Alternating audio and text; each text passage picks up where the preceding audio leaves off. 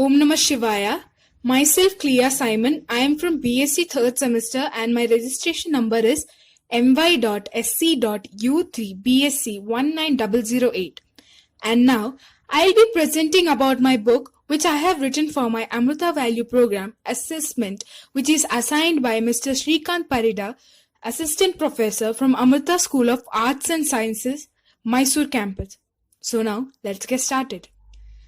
The Bhagavad Gita, an ancient sacred text of India, is regarded universally as the prime source of spiritual knowledge and inspiration for the humankind. Spoken directly by Lord Sri Krishna to his immediate friend Arjun, the Bhagavad Gita, 700 verses, provided a definite guide to the science of self-realization. No other book reveals in such a profound way truths like the Bhagavad Gita does.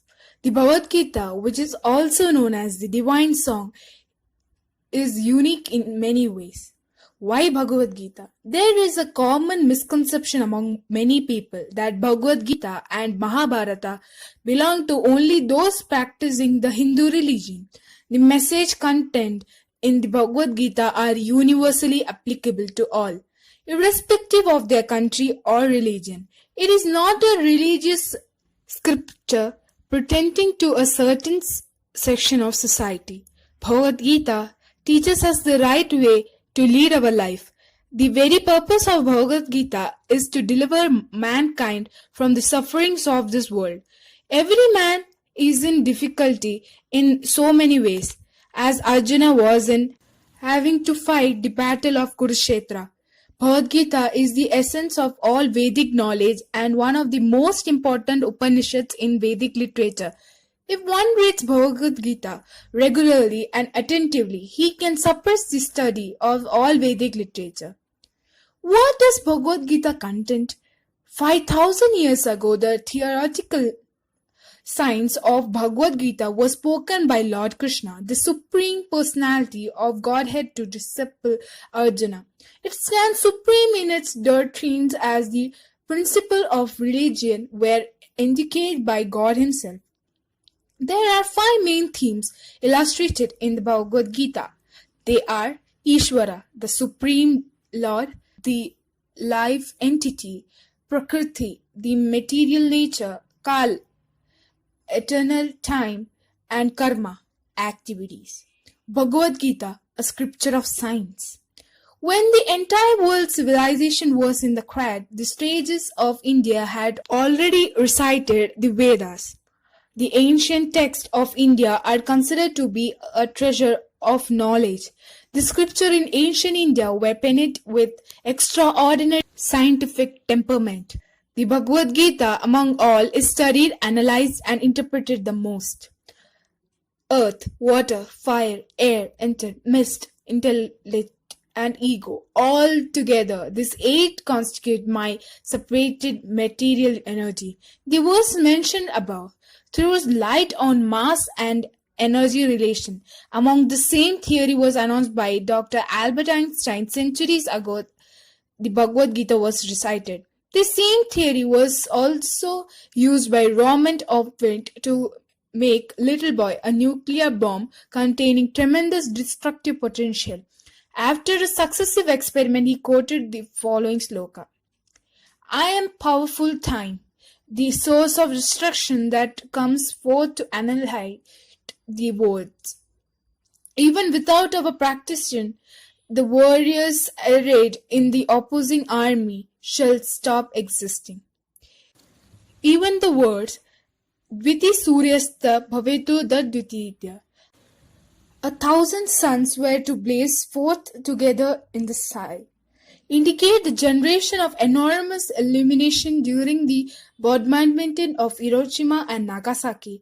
Even the existence of the soul is frequently mentioned in Bhagavad Gita. Just as a man revolves worn out clothes and puts on new one, so also the embodied self leaves worn out bodies and adopts another body which is new. The immortality of the soul is considered to be a permanent of energy in the universe, which is neither generated nor destroyed. The examples are thus endless. One can conduct with the quotes Gita can be as main literary support for the great religious cultivation of India, the oldest serving culture of the world. Now, I'm going to share some facts regarding Bhagavad Gita. First one, Albert Einstein and Bhagavad Gita. This is not a palatable to many scientists over the world. Why?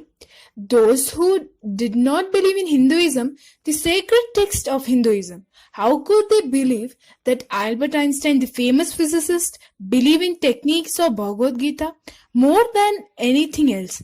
What people fail to realize that theory of relativity discovered by Einstein owed its existence to wisdom containing in Bhagavad Gita. The Albert Einstein seriously included in Bhagavad Gita in later stages of his life yet. He believed in efficiency of Bhagavad Gita formating stages of life. Albert Einstein was a faithful believer of the principle of its contained in Bhagavad Gita. Second, the answer is none. Science deals with measurements, so we have nothing to do with science here. You may refer to psychology instead at the best, that the closest is can be to science. However, there is one remarkable fact that strikes me, the creation of the universe. Modern science says that we have the Big Bang and then we have the black hole. So we expand and contract with this creates and destroys the universe. Where there is a similar analogy to the sleeping and waking of Vishnu, or another common reference is Shiva is black hole and Vishnu is Big Bang. But again, there are very generic and should not divert from the fact that Gita includes Bhagavad Gita, is professory of at the best in science. In religious books of Hinduism, it is clearly mentioned that there are very tiny particles with immense energy. That energy is called Shakti. In many Hindu religion books, including Gita, Shakti means energy. That energy could not hold itself and exploded. The result was the creation of three energies or mass, which is called Lord Shiva, Lord Vishnu, and Lord Brahma. And this process of explosion continued, with which more and more particles were created. So basically, the energy created the mass. Hindus consider mass and energy as the same. Creation of mass from energy. What is this? E is equal to mc square or mass energy equivalence. Lord Vishnu was himself an energy. He changed into mass as Ram, Krishna, Tulsi, etc. Since he is an energy, he will remain for ages and ages. जय जय भक्ति पे पारे बजा तब तब मैं आती हूँ रहेगी. And energy which will be destroyed, it will only change forms. Positive energy and negative energy are both present in the universe. Their meaning will create a big explosion. The explosion will create an entity, new era of Yuga, which completely new masses. Matter and antimatter were burning topics of discussion in the physics of science today. In Bhagavad Gita, Lord Krishna has explained time dilation through many stories. There are many cases where kings and yogis go to the heaven to meet Lord Indra or Lord Brahma Loka to meet Lord Brahma. In one story, one king goes to the heaven and spends a year serving Lord Indra. After a year, he asks Indra for the permission to return back to the earth because he wanted to meet his wife and children. Then Lord Indra replied that he could never meet his wife and children. The reason was the place of time of heaven and earth were different. A year that is spent in heaven would mean millions of years in earth.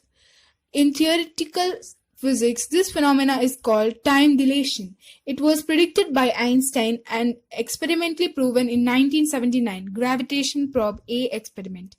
Lord Krishna created a point to time in singularity where everything was stopped.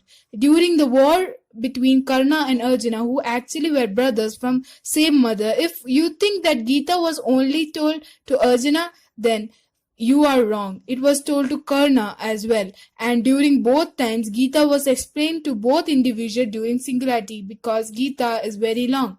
It would be impartial to teach Gita during war in real time.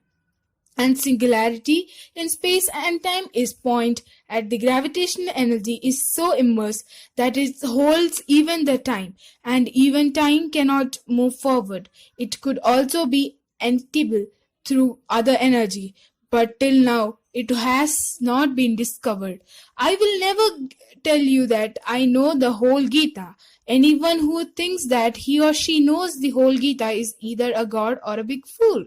But I did my best to explain very tiny part Gita. Upload if you agree. So here ends my session. So basically, I wanted to tell about what is Gita in daily life, and what is the science in Bhagavad Gita, or Bhagavad Gita is made up of science. Thank you one and all for listening my session.